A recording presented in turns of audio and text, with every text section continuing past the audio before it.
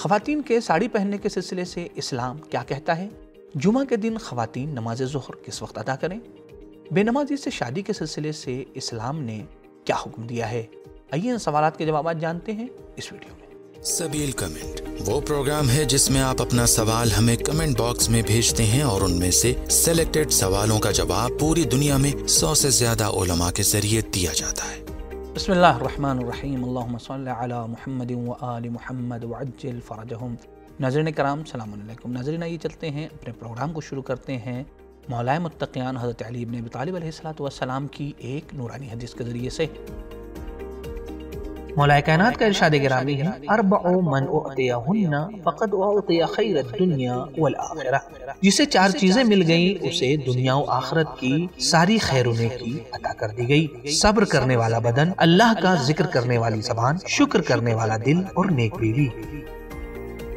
تو آئیں چلیں اسی نورانی حدیث کے ساتھ چلتے ہیں اپنے پہلے سوال کی طرف۔ پہلا سوال یہ کیا ہے کہ مولانا ہماری شادی ہونے والی ہے لیکن میں نے سنا ہے کہ لڑکا نماز نہیں پڑھتا، ایسی صورت میں ہماری ذمہ داری کیا ہے؟ آیت اللہ سستانی اور آیت اللہ خامنئی حفظہ اللہ اس سلسلے سے کیا فرماتے ہیں؟ آئیں جواب سنتے ہیں مولانا کی زبانی۔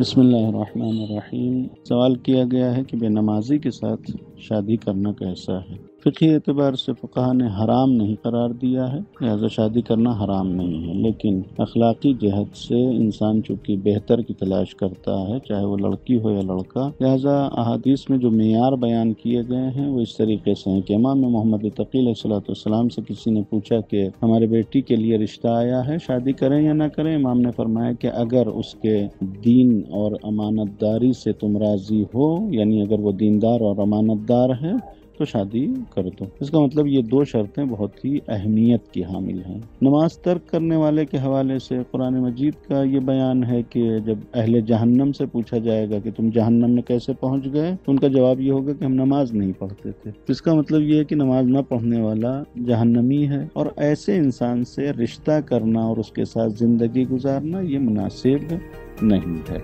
ناظرین کرام، اگر آپ سبیل میڈیا گروپ کو سپورٹ کرنا چاہتے ہیں تو پیٹریون کے ذریعے سے منتھلی ممبرشپ حاصل کر سکتے ہیں۔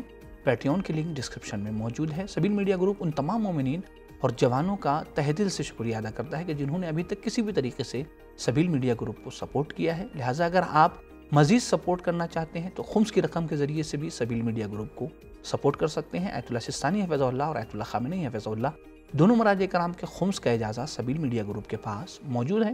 تو آئے چلتے ہیں دوسرے سوال کی طرف۔ دوسرا سوال یہ کیا ہے کسی خاتون نے کہ جمعہ کے دن خواتین ظہر کی نماز کس وقت پڑھیں؟ ہمیں کیا اول وقت پڑھنا ہے یا تھوڑی تاخیر کرنی چاہیے؟ آئیے جواب سنتے ہیں مولانا کی زبانی۔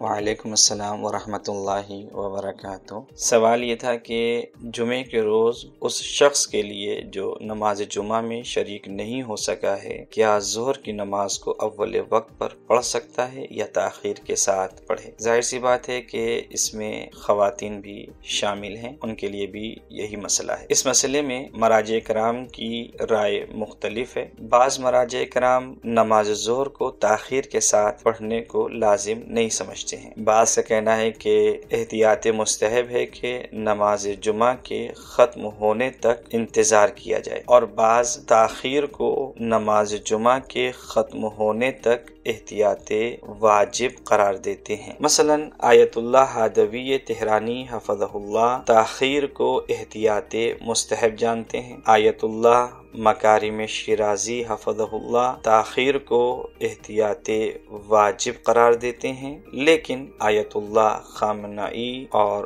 آیت اللہ سستانی حفظہم اللہ تاخیر کے قائل نہیں ہیں۔ آقا سستانی توضیح المسائل جامع کے 1802 مسئلے میں فرماتے ہیں کہ جیسا کہ ذکر کیا گیا کہ نماز جمعہ زمانہ غیبت میں واجب تعینی نہیں ہے، اس بنا پر انسان کے لیے ظہر شرعی کے اول وقت میں نماز ظہر پڑھنا جائز ہے۔ السلام علیکم ورحمۃ اللہ۔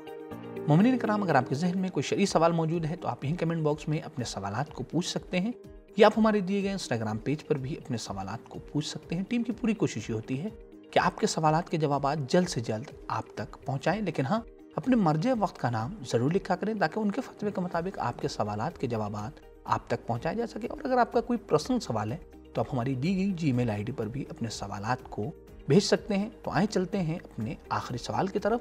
आखिरी सवाल ये किया गया है कि इंडिया में औरतें साड़ी पहनती हैं जिससे उनके बदन के हिस्से कुछ हिस्से खुल जाते हैं, तो इस सूरत में साड़ी पहनने का क्या हुक्म है, और अगर पूरा बदन छुपा रहे तो क्या हुक्म है? आए जवाब सुनते हैं मौलाना के ज़मानी।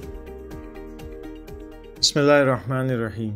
इस सवाल के जवाब में तो सबसे पहले कुरान मजीद में सूरह आराफ की 26 नंबर की आयत है जिसमें खुदावंद मुतआल ये इरशाद फरमा रहा है कि ऐ आदम की औलाद, बेशक हमने तुम पर लिबास उतारा है, नाजिल किया है तुम्हारे ऊपर, जो तुम्हारी शर्मगाहों को छिपाता है, तुम्हारी बुराइयों को छिपाता है, और जीनत भी हमने इसी के साथ साथ तुम पर नाजिल किया है। ये बात तो हो गई कुरान मजीद की कि अल्लाह ने कपड़ा तन ढांकने के लिए नाजिल फरमाया है। लिबास के सिलसिले में इस्लामिक पॉइंट ऑफ व्यू ये है कि वो लिबास, देखिए कुछ चीज़ें हैं जिसका हमको ख्याल रखना है। उसमें से सबसे पहली चीज़ तो यही है कि वो लिबास जो मर्दों से मखसूस है औरतें उसे ना पहने, इसी तरह से वो लिबास जो औरतों से मखसूस है मर्द उसे ना पहने। असल जायज़ नहीं है ये काम, एक दूसरे का लिबास पहनना। दूसरी बात, साफ़ सुथरा लिबास पहनना है, पाक व पाकीज़ा लिबास पहनना है, क्योंकि खुद सफाई की और पाकीज़गी की इस्लाम ने बड़ी ताकीद के मुतअद्दिद रिवायात में ये बात मौजूद है। तीसरी चीज़ तशब्बुब कुफ़ार का मसला है। यानी क्या मतलब? असल तशब्बुब कुफ़ार ये जायज़ नहीं है। मतलब ये हुआ कि नॉन मुस्लिम्स की शक्ल व सूरत इख्तियार करना, चाहे वो शूज़ के एतबार से हो, अंगूठी हो, कपड़े हों या स्टाइल वगैरह है, ये जायज़ नहीं है उनकी नकल करना। चौथी चीज़ कि ऐसा कपड़ा,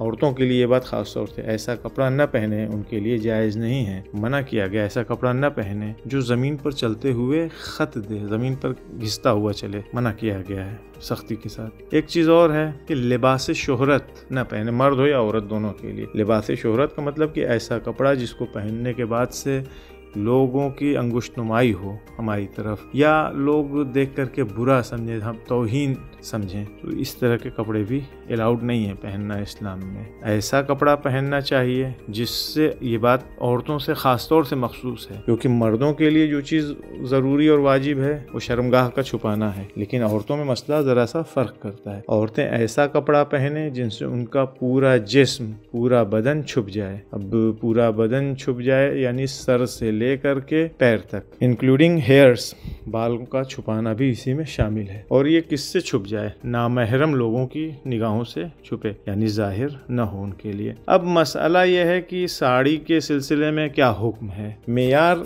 लिबास का, कपड़े का बयान किया जा चुका है। उसका जवाब ये है कि चूँकि हिंदुस्तानी मुआशरे में साड़ी उर्फ़ आम में कोई बुरी चीज़ नहीं है, लोग पहनते हैं यहाँ के समाज और मुआशरे में, लेकिन इस्लामी पॉइंट ऑफ व्यू से अगर इसको देखा जाए, क्योंकि इस्लाम का नज़रिया यह है कि औरत का पूरा बदन ढका होना चाहिए। अब साड़ी अगर कोई खातून पहन रही है तो कम से कम जो चीज़ उसकी ज़ाहिर होगी, दिखाई देगी बदन में से, वो उसका पेट है, उसके हाथ हैं खुले हुए होंगे।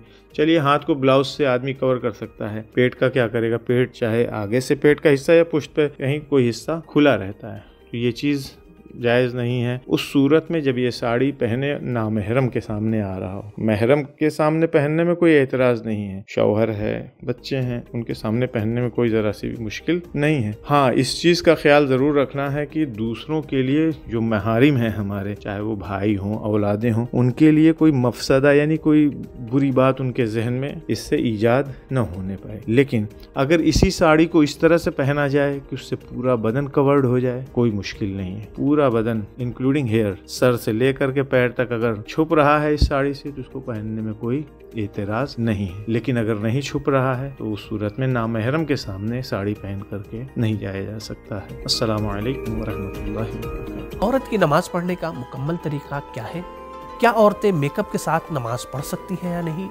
औरतें अगर किसी नामहरम के सामने या ऑफिस वगैरह में नमाज पढ़ रही हैं तो वो किस तरीके से पढ़ेंगी? आइए जानते हैं इस वीडियो में।